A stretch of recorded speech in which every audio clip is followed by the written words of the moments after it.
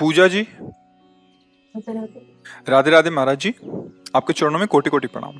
महाराज जी, जैसे कहते हैं कि समय आने पर सब होगा, और ये भी कहते हैं कि कर्म भी करना पड़ेगा, तो जो हम कर्म करेंगे अच्छे या बुरे, उससे जो लिखा है वो अच्छा, बदलेगा क्या? देखो जैसे खेती आपकी है ना, तो कहा जाएगा कि समय आने पर अन्न पैदा हो जाएगा, तो हाथ में हाथ धर के बैठ जाओ, उसको निकाओ मत, उसमें उर्वरक मत डालो, उसकी सुरक्षा मत करो, तो समय आने पर भूसा भी हाथ नहीं लगेगा अन्न की तो बात है।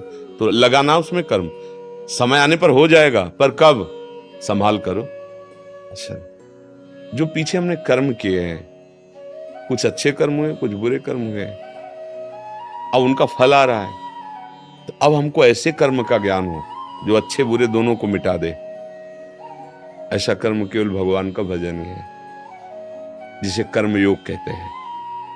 सबसे बड़ा योग क्या है? तेषाम सतत युक्तानाम भजताम प्रीति पूर्वकम ददामि बुद्धि योगम तम येन माम उपयांति ते। राधा राधा कृष्ण कृष्ण, जो नाम गुरुदेव ने दिया है वो नाम प्यार से प्रीति पूर्वकम, सततम निरंतर, भजताम प्रीति पूर्वकम, स्वाद ले लेकर के, राधा प्रीति पूर्वक, ये सब कर्म संस्कारों को भस्म कर देगा। या आत्मबोध, दो ही में सामर्थ्य है, आत्मबोध या भगवान की शरण में होकर निरंतर भजन, सब काम हो गया। जो एकमात्र अपने स्वरूप में स्थित हो गया, सारे कर्म बंधन छिन्न भिन्न हो गए। या एकमात्र आत्मस्वरूप भगवान का आश्रय लेकर निरंतर संसार के चिंतन को छोड़कर भगवत चिंतन परायण, सब काम करते हुए भी, सब कार्य करते हुए दिव्यता आ जाएगी। दिव्यता मतलब जो भी महापुरुषों के चरित्र पढ़े जाते हैं, वो इसीलिए पढ़े जाते हैं कि हम ऐसी स्थिति में भी भगवान का भजन कर सकते हैं। भक्तमाल भक्तों के चरित्रों को पढ़ने से बड़ा उत्साह होता है कि वो गृहस्थ हैं, बहुत कोई वैसा कार्य नहीं कर रहे कि, पर उनका भजन चल रहा है। चमड़ा धोना, धो के सुखाना, काट के उसकी पादुका बनाना, समझ रहे? और जिससे चमड़ा धो रहे हैं वो कठोता बहुत बड़ा है, और निरंतर राम राम राम राम राम अंदर चल रहा है, सब सारे कार्य हो रहे हैं। वो कठौते के जल का प्रताप बड़े बड़े योगियों को आश्चर्यचकित कर दिया। बड़े बड़े, एक बार गुरु गोरखनाथ जी श्री रविदास जी के दर्शन करने गए, क्योंकि महिमा भक्तों की प्रकाशित होती है। जब नजदीक गए तो ऐसे चुल्लू में लिया और खा लो, तो खप्पर था, खप्पर ऐसे लंबा दिया। मन में आया कि है तो चमड़े का धोवन ही ना। गुरु गोरखनाथ जी बड़े सिद्ध महापुरुष हैं। कबीरदास जी के पास गए, तो संकल्प से प्रकट हुई कमाली नाम की कन्या थी।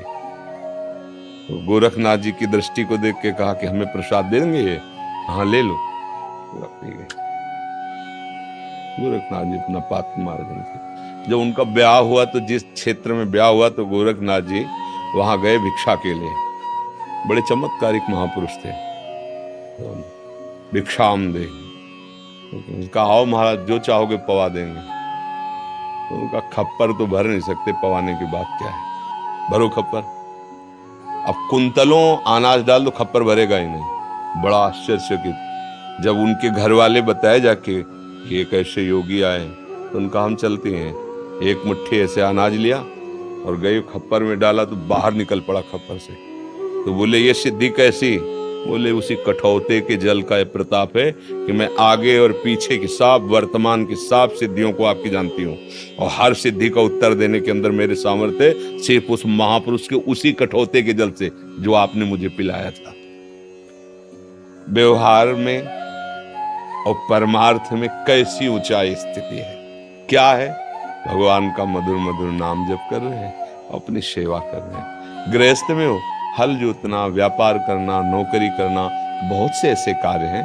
तो क्या राम राम कृष्ण कृष्ण हरि हरि राधा राधा बोलते हुए नहीं हो सकता? अभ्यास करो। जब युद्ध हो सकता है तो भजन भी हो सकता है। भगवान ने तो युद्ध के लिए कहा, मामनुष्मर युद्ध च, सब मंगल हो जाएगा, सब आनंद। पर हम लोग आनंद चाहते विषयों में है ना, सत्य वस्तु की खोज नहीं हो पा रही है।